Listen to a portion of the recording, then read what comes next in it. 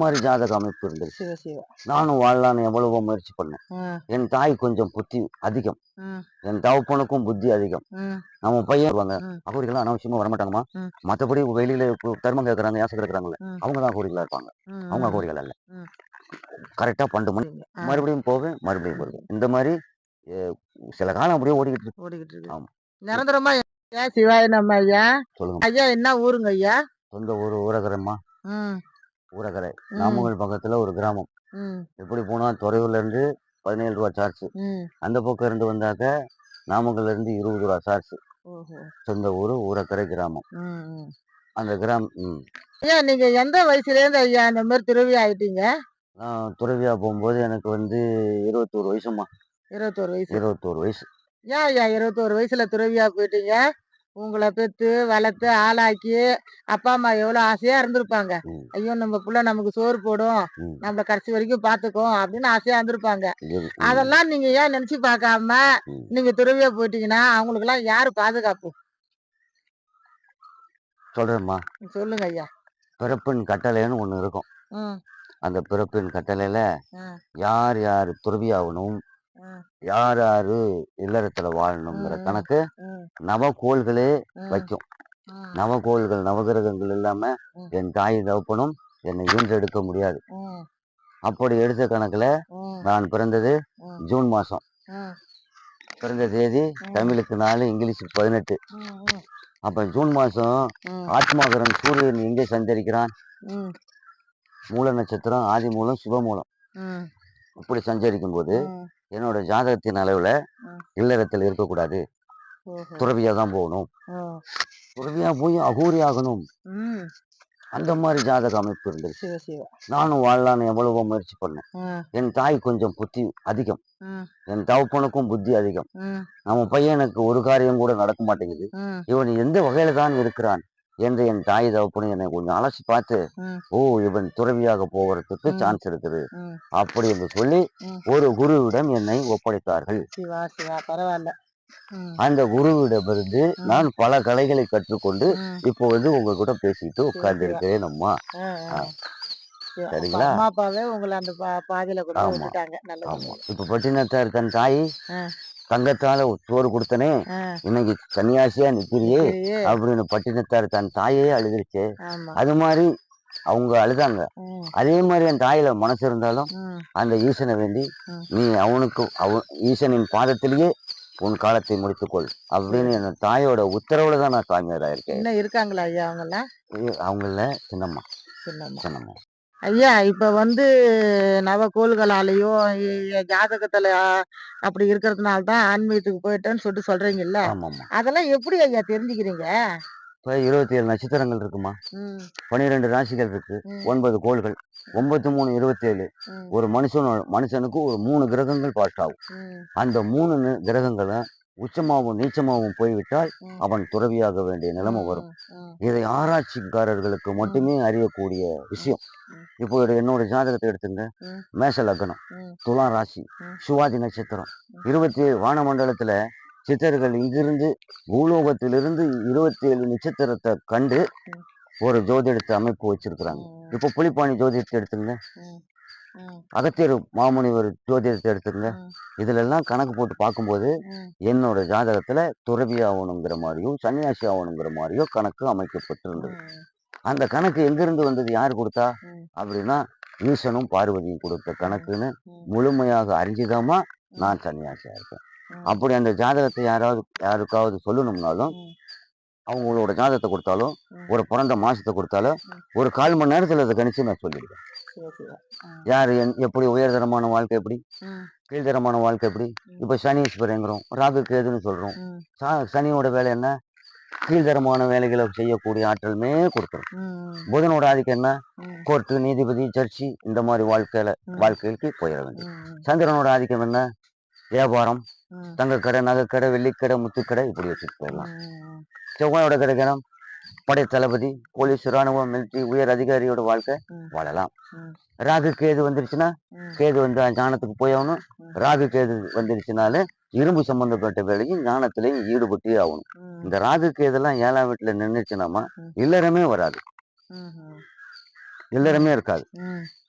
இதையெல்லாம் முன்கூட்டியே கண்டறிஞ்சு ம். நாம யார், எந்த வகையில பிறந்திருக்கோம், ம். நமக்கு கொடுத்த பிராப்தம் என்ன, அந்த பிராப்தை முழுமையா கண்டறிஞ்சு தான் நான் இப்ப என்ன? சன்னியாசியா போனது, ஓ. காசிக்கு போனது, இப்படி ம். சாமியாரா ம். இருக்கிறதும். என்னென்ன ஊரெல்லாம் பார்த்துருக்கீங்க ஐயா நீங்க? நான் ஹரித்வார் போயிருக்கேம்மா, ஹரித்வார். ரிஷிகேஷ் போயிருக்கேன், ஆ. காசியில கொஞ்ச நாள் இருந்திருக்கேன். ஆ. அப்புறம் குருமார்கள் கூட அமாவாசை பூஜை எல்லாம் பண்ணுவோம். ம். நைட்ல பௌர்ணமி பூஜை, பௌர்ணமி அன்னைக்கு வருவாங்க. ம். அகோரிகள்லாம் அனாவசியமா வரமாட்டாங்கம்மா. ம். மற்றபடி வெளியில தர்மம் கேட்கறாங்க, யாசை கிடக்குறாங்கல்ல, ம். அவங்க தான் அகோரிகளா இருப்பாங்க. ம். அவங்க ம். அகோரிகள் அல்ல. ம். கரெக்டா 12 மணிக்கு பௌர்ணமி அன்னைக்கு, அமாவாசை அன்னைக்கு பூஜைங்கும் போது கரெக்டா வருவாங்க. ம். வந்து காசியில அர்ச்சந்திரா மயான கண்டத்துல உட்காந்து ம். 1 மணி நேரம் அந்த பூஜை நடத்துவாங்க. ம். 1 மணி நேரம் பூஜை நடத்திட்டு அவங்கவுங்க இருப்பிடத்துக்கு எங்கெங்க போறாங்கன்னு யாருக்குமே தெரியாது. ம். நம்ம ஒரு குரு வண்டி இருந்தோம்னா அவங்க நம்ம முகத்தை பார்ப்பாங்க. ம். இவனுக்கு தெய்வக்கலை இருக்கா, தெய்வக்கலை இல்லையா, ம். யாரு எப்படின்னு அவங்களுக்கு உள்மனதுல ஆழ்மனதுல கணக்கு போட்டுருவாங்க. ம். அதுக்கப்புறம் தான் நம்மளை சிஷியை நான் ஏத்துக்கிறதோ, ம். நம்மளை விரட்டி விடுறதோ எல்லாமே அங்க நடக்கும். ம். நடக்கும். ம். இதனால என்னை வச்சுக்கிட்டாங்க. ம். அதனால அவங்க சொல்றபடி கேட்டு ம். எல்லாமே செஞ்சு கொஞ்ச ம். நாள் சில காலம் அங்க இருந்துட்டு, ம். நீ சொந்தமா போய் இப்படி இரு ம். அப்படின்னு சொல்லவும் தாம்மா என்னோட ஊர்ல வந்து நான் இருக்கேன். ம். இப்ப திருவண்ணாமலைக்கு அவரை பார்த்து கிரிவலத்தை இப்ப சுத்திட்டு நீங்க அண்ணாமலையார்ட்ட என்ன கேக்குறீங்க ஐயா? நம்ம ஒரு வேண்டுதலை வச்சிருக்கிறோம்னு வச்சுங்களேன். சொல்லுங்க. எனக்கு 4 பேத்துக்கு விவரமா சொல்லக்கூடிய ஆற்றல் வேணும். ம். நீ எனக்கு துணை இருக்கணும். ம். நான் செய்யற காரியம் உடனே பலிக்கணும். ம். அதுக்கு உன்னோட அருள் வேணும். ம். சிவனோட சித்து இல்லைன்னா எதுவுமே செய்ய முடியாது. சரி, சரி. அதனாலதான் இப்போ பௌர்ணமி அன்னைக்கு, ம். பௌர்ணமிங்கும் போது நம்ம உடம்புக்கும் பௌர்ணமிக்கும் ஒரு சக்தி உண்டு. ம். இரவுல 1 மணிக்கு ம். நம்மளை தூங்காம சுத்தும் போது ஜீவசக்தி செரிமான சக்தி ஆகுதுல்ல, ம். அந்த சக்திக்கும் நவக்கோள்களுக்கும் சம்பந்தம் உண்டு. ம். நவக்கோள்களுக்கும் ஈஸ்வரனுக்கும் சம்பந்தம் உண்டு. ம். மேகத்துக்கும் மலைக்கும் ம். நம்ம சாப்பிட்ற சாப்பாட்டுக்கும் சம்பந்தம் உண்டு. ம். காற்றுக்கும் நமக்கும் சம்பந்தம் உண்டு. ம். அதனால அமாவாசை அன்னைக்கோ பௌர்ணமி அன்னைக்கோ ம். 12 சுத்து சுத்திட்டு ம். போகணும். அப்ப போகணும். நம்மள அவங்க பார்ப்பாங்க. ம். அவங்க அனுகிரகம் நமக்கு கிடைக்கும். கிடைக்கும். கிடைக்கும். ம். இவ்வளவுதான், நம்ம இதுக்கு தான் வந்திருக்கோம்மா. நீங்க எதிர்கால திட்டம் என்ன வச்சிருக்கிறீங்க ஐயா? ஜோசியம் சொல்றேன்னு சொல்றீங்க. ஆமா, அப்போ இவ்ளோ நட்சத்திரம் அது இதெல்லாம் தெரிஞ்சு வச்சிருக்கிறீங்க. ஆமா. அப்படி யாருக்காவது குறி சொல்ல போறீங்களா? இப்ப குறி குறி சொல்லிக்கிட்டு இருக்கேன். சொல்லிட்டு இருக்கிறீங்க. சொல்லிக்கிட்டு இருக்கேன். ஆ. இருந்தாலும் ஒரு 4 சிஷ்யமார்கள் நல்ல ஆளுங்க கிடைச்சாங்கன்னா, ம். வேற கலைகள் இருக்குதும்மா. ம். நான் அந்த இப்ப கலைகள் என்ன நான் ஒரு கலைகள்? கலை இருக்கேன். நான் ஒரு கலை வச்சிருக்கேன்னு வச்சுக்கோங்க. சொல்லுங்க ஐயா. அந்த கலைய ம். 4 பேத்துக்கு சொல்லிட்டோம்னா, ம். 4 பேத்துக்கும் 4 பேரு 10 பேத்த உருவாக்கிருவாங்க. ம். நான் அந்த கலைய வச்சிருந்தேன், நான் என்ன பண்ண முடியும்? நான் இருக்கேன். எனக்கு சொல்லிக் குடுங்க ஐயா. சொல்லித் தரேம்மா, சொல்லித் தரேன், சொல்லித் தரேன். பொதுவா நானும் ஒரு கலை வச்சிருக்கிறேன். பயன்படுத்தணும். இனிமே தான் அத பயன்படுத்தணும். நான் இப்ப தான் அந்த ஊரெல்லாம் வந்து தொடாவி பார்க்குறேன். சரி, சரி. ஒரு ஆசை. அண்ணாமலையார சுத்தி பார்க்கறதுல ஒரு ஆசை. உள்ளம் பெருங்கோயில், அ, உடம்பு ஒரு ஆலயம், அ, வாயிரம் தெள்ளத் தெளிந்தவனுக்கு வாயே பெரும் கோபுரம். ம், சிவன் அவ்வளவுதான் இருப்பான். ம், ஓம்ங்கிற அச்சாரத்தை எழுதிடலாம், ம், ஒன்றும் பிரச்சனை இல்லை. சரி, இதுக்கு நான் பௌர்ணமிக்கு போயிடுவேன். ம். போயிட்டு அப்புறம் கொஞ்ச நாள் கழிச்சு வருவேன். வருவீங்க. மறுபடியும் போவேன், மறுபடியும் ம். வருவேன். இந்த மாதிரி சில காலம் அப்படியே ஓடிக்கிட்டு இருக்கு. ஓடிக்கிட்டு இருக்கு. ஆமா. நிரந்தரமா எங்க உட்காரணும்னு நினைக்கிறீங்க? நிரந்தரமா இருக்கிற இடம் ஊரக்கரை. அங்க தான் உட்காரணும். உட்காரணும். ம், அங்க ஒரு சிவலிங்கம் இருக்கு.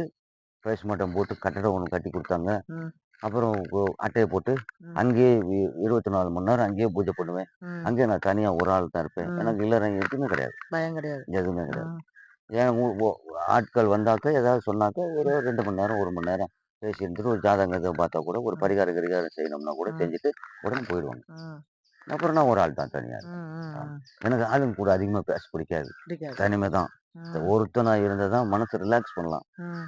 10 பேர் சேர்ந்துட்டு அவங்க ஒரு யோசனை, இவங்க அவங்க ஒரு அவங்க யோசனை, பேசுறத கேட்கறதுக்கே டைம் மண்டை சரியா நமக்கு இருக்கும். சரியா இருக்காம. இப்படிம்மா. சரிங்களா? சொல்லுங்க. இப்படி இருக்குது. அதனால தான் நான் தனியா இருக்கிறேன். ம், இப்போ ஒரு 4, 5 பேர் வந்தாங்கன்னு வச்சுக்கோங்களேன், ம், நான் அவங்களுக்கு வச்சு இப்போ ஸ்கூலே நடத்திருவேன். இப்போ ம், மாந்திரிக பள்ளி கூட நடத்துறாங்க. ம், ம், மாந்திரிக பள்ளி அப்படின்னா இப்போ தெய்வம் ஒரு வேணும். ம், தெய்வம் இல்லாம ஒரு காரியத்தை எப்படி செய்ய முடியும்? ம், இப்போ ம், 1,00,000 உரு ஏத்துனா என்ன ஆகும்? ம், 10,00,000 உரு ஏத்துனா என்ன ஆகும்? ம், 5,00,000 உரு ஏத்துனா என்ன ஆகும்? ம், ஒரு 21,00,000 ஏத்துனா என்ன ஆகும்? ம். 36,00,000 உரு ஏத்துனா பார்வதியும் பரமசிவனையும் கண்ணிலேயே பார்க்கலாங்கிற ஆற்றல் சொல்லியிருக்காங்க சரி. சித்தர்கள். சித்தர்கள் சொல்லியிருக்காங்க. ம், சித்தர்களை நூல்களை கொஞ்சம் படிக்கணும். ம், அவங்க என்னென்ன மூலிகையில உட்கார சொல்றாங்களோ, ம், இப்போ ஒரு ஆசனம் போடுறோம்னு வச்சுங்களேன், அந்த ஆசனத்துக்கு மூலிகையில போட்டு தான் உட்காரணும். ம், ம், இவங்க தெப்ப பில்லு போடு, அப்படி இப்படின்னு சொல்றாங்க. ம், அது இல்ல. ம், மூலிகைகள் இருக்குது. அகர்ஷண சக்தி மூலிகை. ம், ம், தெய்வ சக்தியை இழுத்து கொடுக்கும். அந்த மூலிகைகளை போட்டு உட்காரணும். ம், இப்போ நான் அந்த பிரம்பு வச்சிருக்கேன்னு வச்சுங்களேன். ம், இந்த பிரம்புல இதுக்குள்ள ஒரு தகடு வைக்கணும். ம், இதுக்குள்ள ஒரு தகடு வைக்கணும். ம், இதுக்குள்ள ஒரு தகடு வைக்கணும். எந்த நேரத்துல, எந்த இருட்டுல போனாலும், எந்த ராத்திரிலயே போனாலும், ம், அம் ஒரு ஒரு ஆக்சிடென்ட் ஆகி ஒரு ரோட்ல ஒருத்தன் செத்துக்கிட்டான். ம், அந்த இடத்துலயே போறோம். அந்த ஆத்மா, துராத்மா ம், அங்க இருக்கு. ம், நம்மள கண்டவுடனே ஓடி போயிரும். ம், அதுக்கு தான் இதெல்லாம். ம், அந்த மாரி இருக்கும்னா, அந்த மாரி செயல் செய்யணும்னா, கொஞ்சம் படிச்சு, ம், அந்த ஆசனத்த போட்டு உட்காந்து, ம், அந்த 1,00,000 உருகேத்தி, ம், பிராண பிரதிஷ்டை பண்ணி, ம். கலச பூஜை வச்சு, எல்லாம் கரெக்ட்டா செய்யணுமா. ஓஹோ! செஞ்சோம்னா, அந்த கலை நமக்கு வந்து கிடைக்கும். நல்லது. இதுக்கு ஒரு குரு வழிகாட்டணும். சிவா. சரி, ஆமா. சரி. ம். சரிங்களா? மெய்ஞான சித்திரக்குடி நண்பர்களே, நம்ம சேனலை சப்ஸ்கிரைப் பண்ணுங்கள், லைக் பண்ணுங்கள், கமெண்ட் பண்ணுங்கள், ஷேர் பண்ணுங்கள். நன்றி.